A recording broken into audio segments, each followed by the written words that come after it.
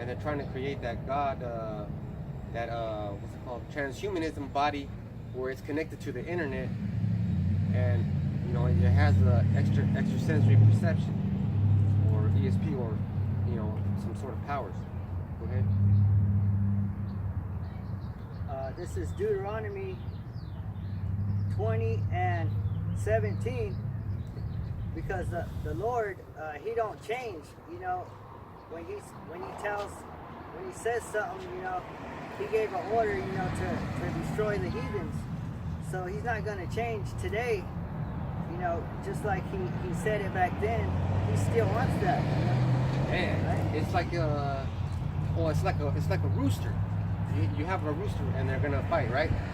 When they get close to each other, they want that fucking blood, man. They're like, man, I wish you could understand that feeling.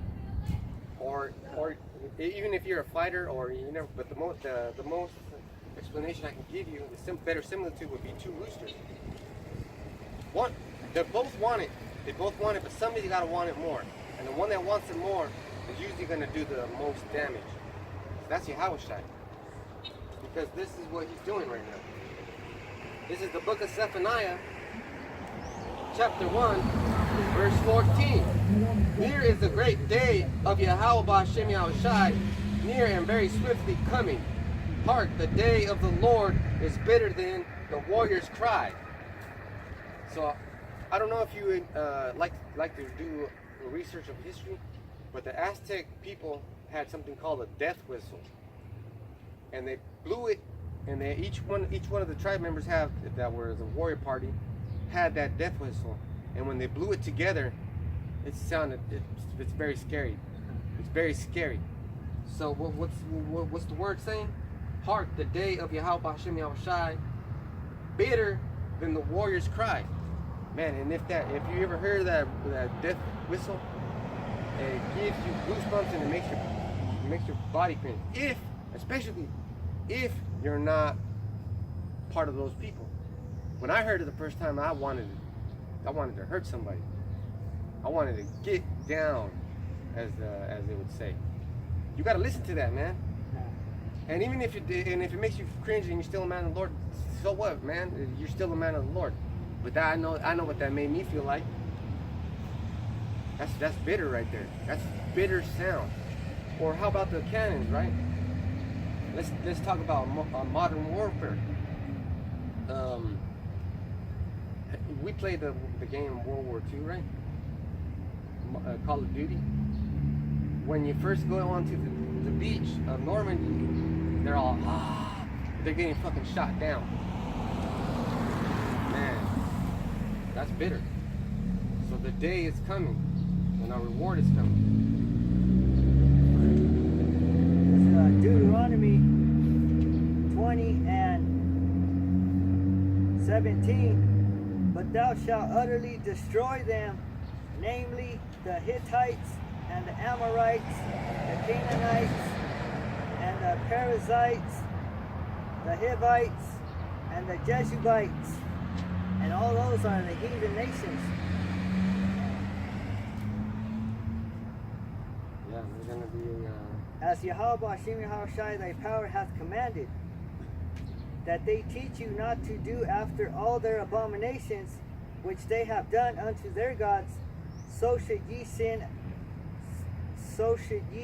against Yahweh B'Hashem Yahushai your power. Yeah, and this is Nahum 3 and 4.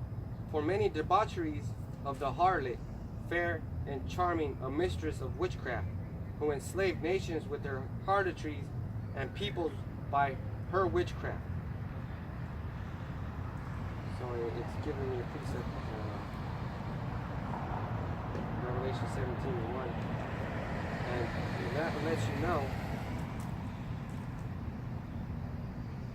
that it's punishment for Babylon. Okay, because it's talking about, let me read from first. Nahum 3 and 1. Woe to the bloody city, all lies, full of plunder, whose looting never stops. That's how this white man got his power. The looting never stops. He looted us from West Africa. He looted us every time he had a chance, man, he took our land. He took, when he came to the East Coast as pilgrims, he brought smallpox in those blankets. Man, he gives us the shittiest things anyways. But he gets us sick and all that stuff. So all this he has to pay for. And the worst part is he killed us for the land that he has now, that he built all these buildings that I showed you. Raped, robbed, and murdered. Corpus Delicti. Esau's mad because I learned a new word. You mad, Esau? Hey, look at these guys with the sign in the Bible. Well, old ladies, keep on going because the Bible's not a bingo night. It's not something to be taken lightly. Hey, and the Lord told us to come out here in sackcloth. He didn't say come out in Gucci. I bet you if we were dressed up with nice ties and shirts, they wouldn't look at us like that. They would actually come and talk to us. Yeah, and stop.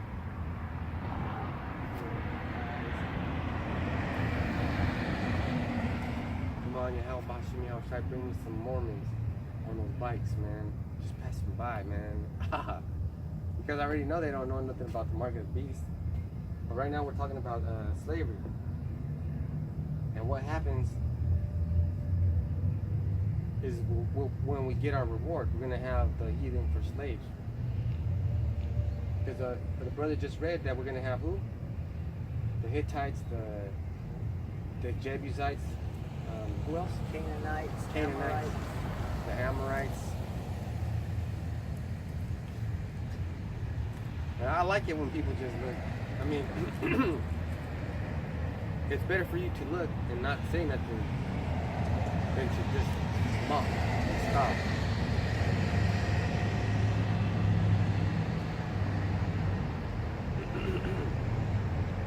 Because that would be a self-condemnation right there. That would mean that you disagree with what we're doing. And that's what it means. That's what it means, Locke. When they pass by and they laugh and they say, remember was it last week when that, no, it was 2 weeks before, when that Ishikarai passed by on the bike and he said, madness. Remember that? Crazy. And this is Revelation 17:1. Though one of the 7 angels who were holding the 7 bowls came and said to me, come here, I will show you the judgment of the great harlot who lives near the many waters. And that's what the Zak is doing. Go ahead, get that. This is Revelation 20:7.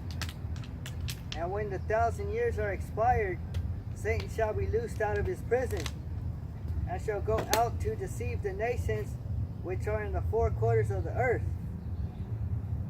And that's what he's doing right now. He's deceiving the nations. But I want to know, let's go back to Revelation 20:1, so we can set the record straight. This is Revelation 20:1. And I saw an angel come down from heaven, having the key of the bottomless pit and a great chain in his hand. Now the key of that bottomless pit is the power of the Roman Empire. There's because we say that, oh, we think about Septimius Severus, which would be correct, but Apostle Zahar put us up on game last week when he was talking about the Nerva Antonine dynasty.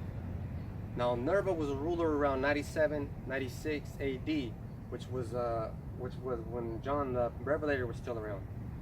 Now it was Nerva, Trajan, and Hadrian, and that was the Nerva dynasty. And then the Antonine dynasty was Antonine Pius, Lucius Verus, Marcus Aurelius, which those two were joint rulers, and then Marcus Aurelius' son Commodus took over. And then I don't know, maybe a couple more emperors, and then maybe one, and then maybe Septimius was after that. Well, Septimius was a general. We gotta do some more studying on that, and that's all this means. The truth is constantly teaching us things. The Spirit is constantly edifying. We're constantly learning. We're not like these churches. They give you the same old John 3:16 and pass the collection plate around. Everybody's gonna make it in the kingdom. Pass the collection plate around. The Lord knows. The Lord loves a sinner and hates the sin. He loves the sinner. He loves you. Pass the collection plate around. No, man. That's not how it goes. So the angel started with the transition of the Edomite Caesars to the Israelite Caesars, because that was called the 5 good emperors. And they were good because they started doing things like building, giving things back to the people. And during that reign, there was less conflict, no uprisings from the territories that they owned, the people that they enslaved. Everybody was okay with it. But that lets you know when Jake's in power, things go good, things run smooth. So we finish that up. It said, I saw an angel come down from heaven, having the key of the bottomless pit and a great chain in his hand, and he laid hold on the dragon, that old serpent, which is the devil and Satan, and bound him 1,000 years. So from that period till the late 1300s to the 1400s, that's when Esau started coming back into power. It's not talking about some red dinosaur or Leviathan. It's not talking about an actual dragon, a Komodo dragon. It's talking about you white people, you Edomites. Because it says devil and Satan. So devil and Satan are the same people. You're the devil. The devil is the Edomite, but his workings is through Satan. Look up that word devil, and then we're gonna get the word Satan. Because it's all about understanding the words you're using, and the words are the keys. Just like those 5 good emperors had the keys to the bottomless pit, and the bottomless pit was when Rome was in power and they were persecuting the early Christians, and they were killing anybody who was preaching that in the name of Yahweh Hashem Yahushai. And then after that, you could start saying that it was a Holy Roman Empire, because that's what they labeled it. And then the Catholics took credit for that, and then they start saying that that's how they've been in power, because they are the actual people that were preaching that they got chosen. Oh, and that's where they get adoption from, because Hadrian, Antonine Pius, Lucius, and Marcus Aurelius were all adopted, and they had the same rights as a birthright, which was one of the ways that they could have power, because power was given to the heir. But that's how they took power. So that's what this Catholic Church says, is by the Roman authority of adoption, they are the key holders to this bottomless pit, which they are. They are. They're mostly Edomites. Go ahead, get that. The word devil. This is a definition for devil. It's Strong's G1228, and it's diabolos, and it says it's a metaphor applied to a man who, by opposing the cause of God, may be said to act the part of the devil or to side with him. So it means that he's taking side with you. He's against you, right? An adversary. The word devil means adversary. Or it says to act the part of the devil. Because the devil is your adversary. Oh, man. And it says applied to a man. Applied to man. It doesn't say it's a spirit or... No, but the devil's got to be... Well, it's a spiritual Satan. Hey, and Satan's just doing his job, man. He's just doing his job. You know? And then one of the scriptures says, if you want to Google it, he who condemns Satan, the ungodly condemn Satan are condemning. It's something like that, because I just barely learned that scripture, and I was blown away by it. And I know there's people saying, "Oh, well, you should know the whole Bible, right?" Well, like I said earlier, the truth is a growing is like how you would say is a healthy infection. It wakes you up, and you want more. You want more knowledge, you want more wisdom, you want more understanding.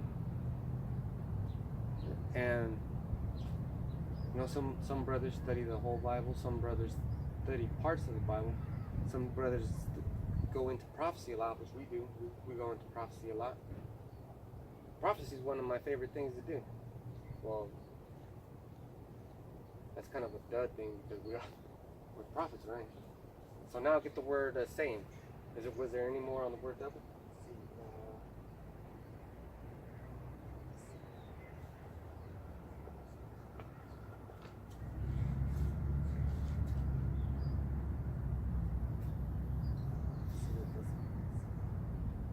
This is Romans 8:34. Who is he that condemneth? Is it Mashiach that died? Yea, rather, that is risen again, who is even at the right hand of the Most High, who also maketh intercession for us. He makes intercession for us. He makes the choices for us. That's why he's called the Messiah or the mediator. Because this is a man. It's so intense. It's really intense. Everything's being documented. That's why we have to come out here and put that vibration out. People pass by and ignore it or they accept it. We have to put that vibration out so it could be recorded by the chariots, which are piloted by angels, which are black men. All right. Because it said Yahweh Shai Mashiach is the one that condemns us, but he also intercedes for us. Yeah? And if he sends the devil to get you, what the fuck are you gonna do? Curse the devil out? I know at first you start to do that, but you gotta have understanding in this thing, this truth, this beautiful thing. The water Yahweh Bahashim Yahweh Shai, for the truth and knowledge and wisdom and understanding, this holy scripture and your word. Thank you for everything. Because we know that you died for us, Israelites, not the whole world, like these fake ass, corny ass churches want you to believe.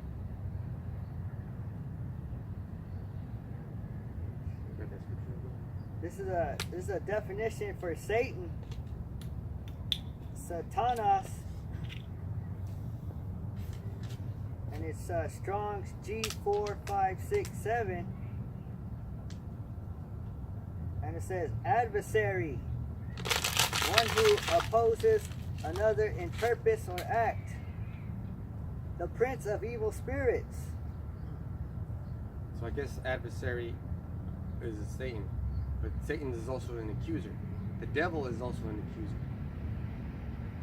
So both of those definitions apply to each other. Satan, the devil, your adversary, or Satan, the accuser. That's why you don't accuse Satan of being wicked, because he's doing his job. That's like saying we're wicked for speaking the Bible's truth, the Yahweh Bahashim Yahweh Shai's truth.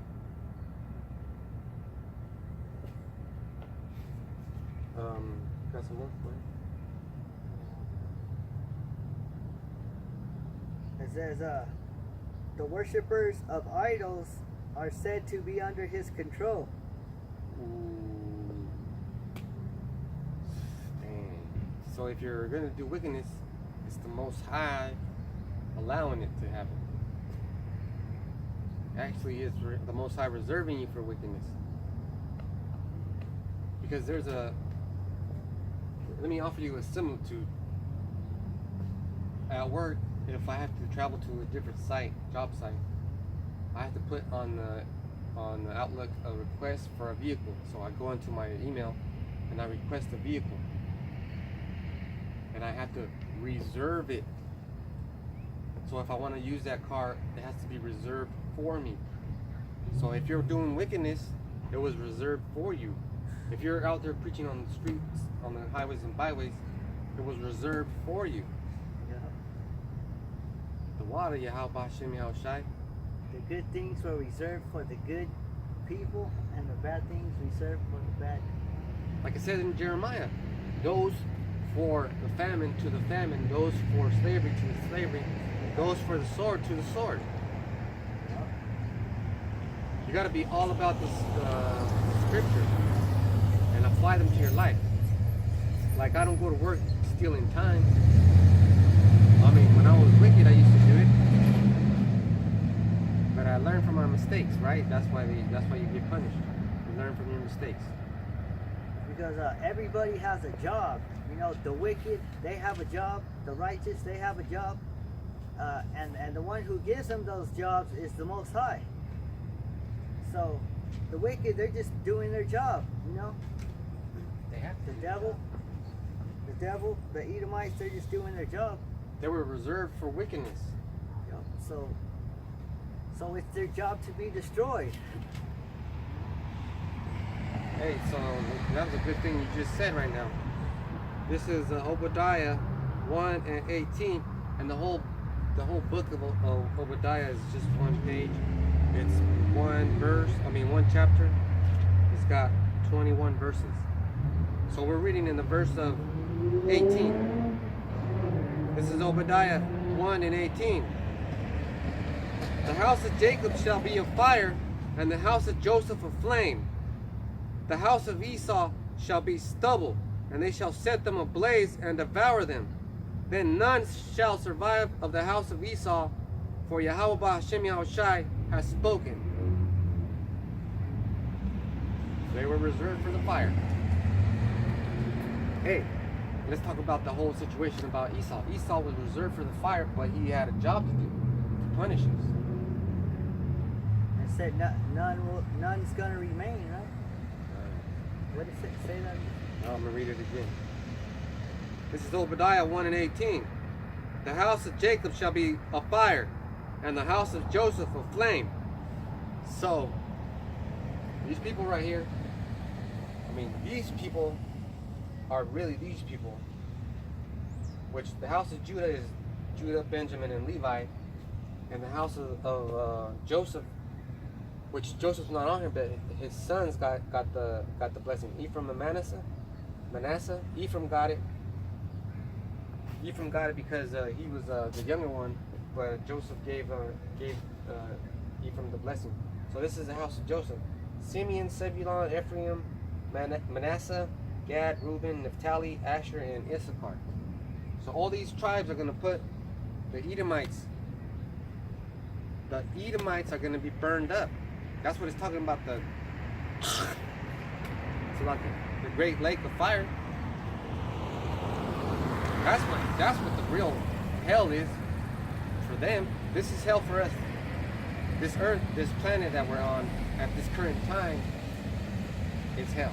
This planet was built for us. For us. But the devil was made to punish us because we were going off. So let me continue reading it. The house of Jacob shall be a fire, and the house of Joseph a flame. The house of Esau shall be stubble, and they shall set them ablaze and devour them. Then none shall survive of the house of Esau, for Yahweh Hashem Yahushai has spoken. None. So after that destruction, after Esau gets wiped out, you ain't gonna see him on the planet no more. And this is the last time he's going to be in power. There's little time in Revelation 20. This is that little time for you, Esau. Live it up. Which is a good idea for you to do. Is just spend all your money so you can speed this economic crash down. Because if you spend all your money, you won't be able to make it back. Because there's nothing in America except for slavery. And once you spend all those resources, you're gonna have to put us in concentration camps. I hope I don't go into the concentration camp. But what I meant is Israel, 2/3 and such like that.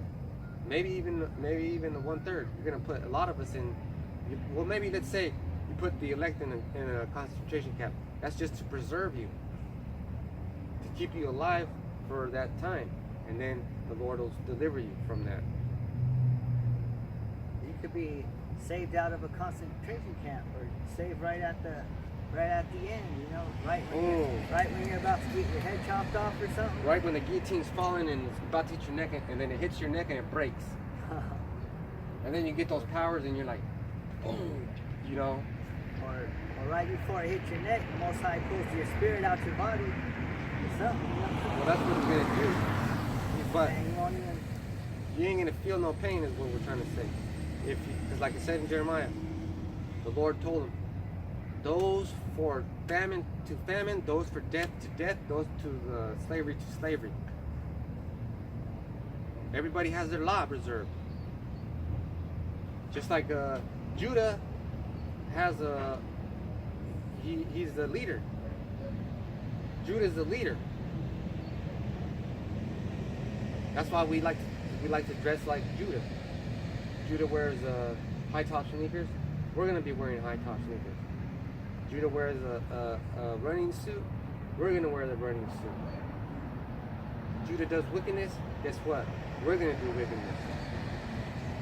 But that stops. That has to stop right now, because guess who started doing this street preaching first? Judah. Judah got woke up to the truth first. So now guess what? Ephraim's waking up to the truth.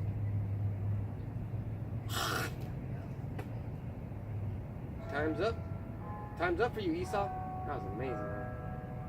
Hey, that bell gives me confidence, man. Every time I say something like that and the bell strikes, that's a confirmation that I ain't being no false witness to you, Esau. Building up that Corpus Delicti properly. Man, I can't believe I was a fucking idiot back in the world. Oh man, it's amazing the change. I was a complete numbskull. I would start to read a book about some history and I would get a headache. Anything edifying, I couldn't watch a video longer than 5 minutes.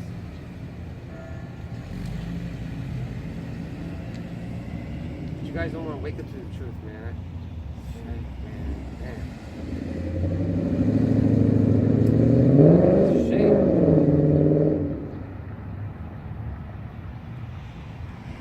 And this is still in the book of Obadiah.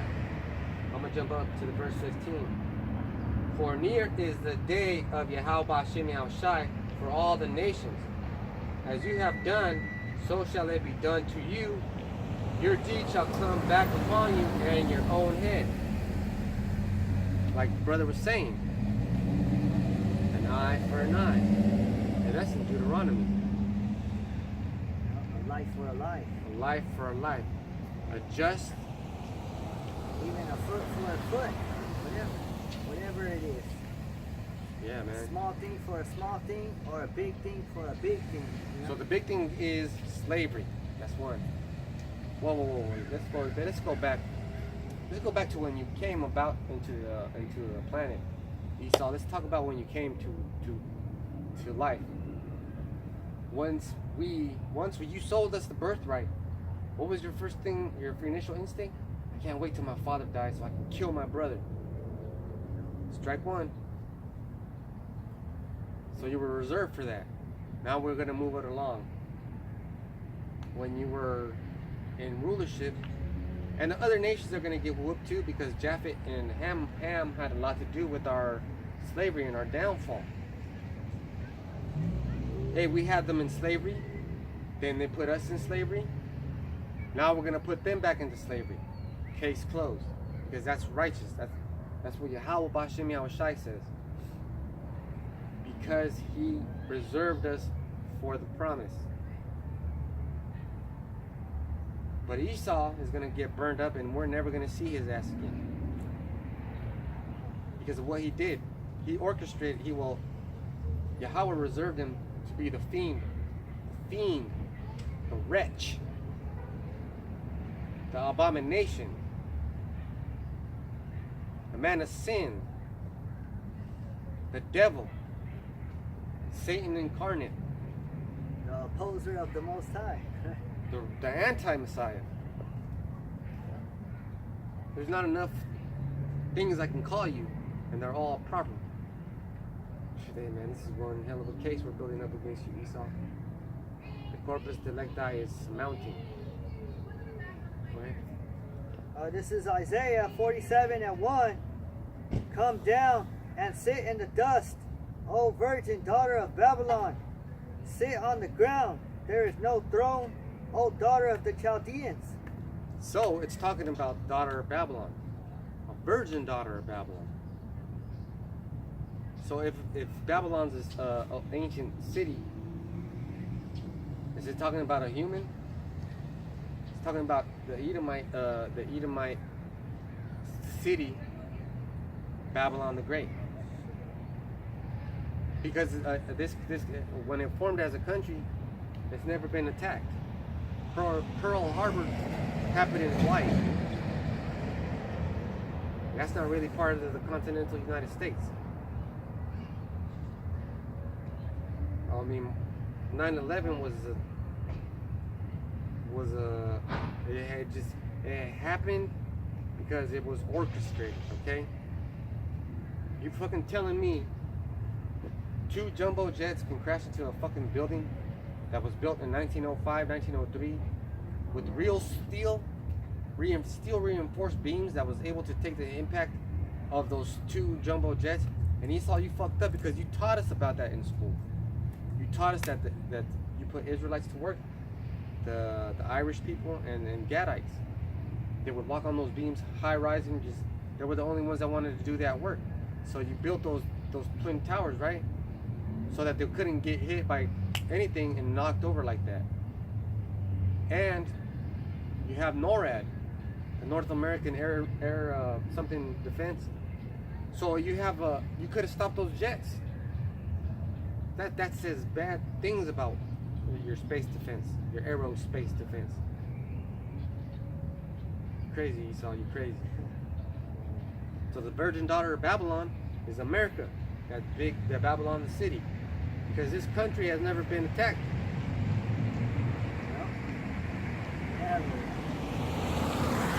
Never been attacked.